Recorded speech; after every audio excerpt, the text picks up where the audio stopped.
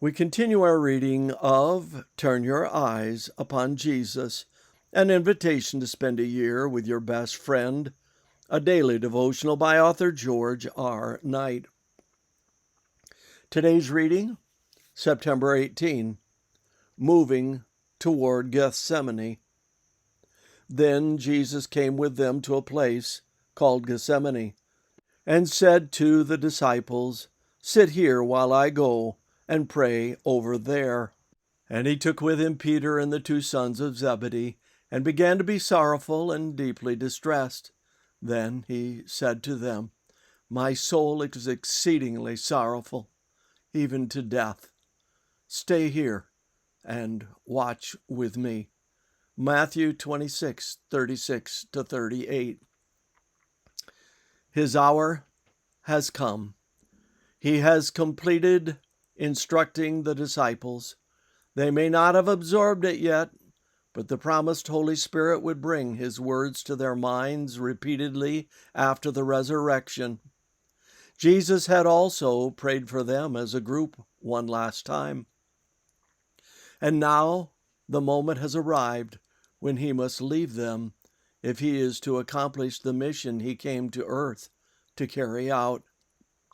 After the intercessory prayer recorded in John 17, the opening verses of chapter 18 tells us that after Jesus had spoken these words, he went forth with his disciples across the Kidron Valley, where there was a garden, which he and his disciples entered.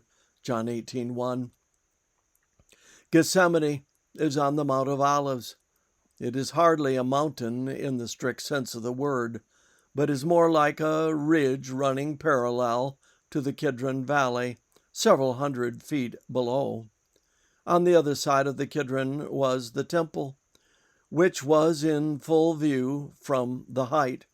Even today it provides the most impressive and least disturbed sight, of which Jesus actually did and saw in the area of the holy city.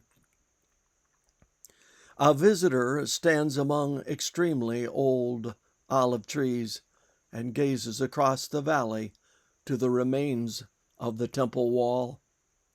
It was from the Mount of Olives that Jesus began his triumphal entry into Jerusalem.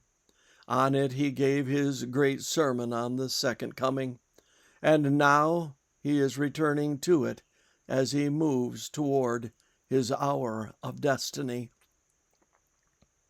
But others were also acquainted with his love for Gethsemane.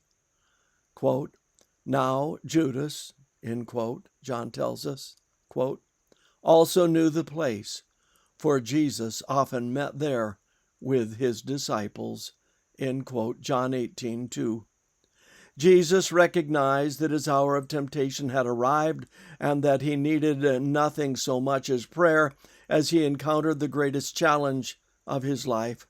Although he would not back off of the road to the cross, he really didn't want to take it. Jesus, in his humanity, was caught in the tension. All he could do was pray. In that conflict, he faced a situation we also share to a much lesser extent. There are times in our lives when the only way forward is through serious prayer. In such crises, times we can advance only with God at our side. This concludes our reading today of Turn Your Eyes Upon Jesus.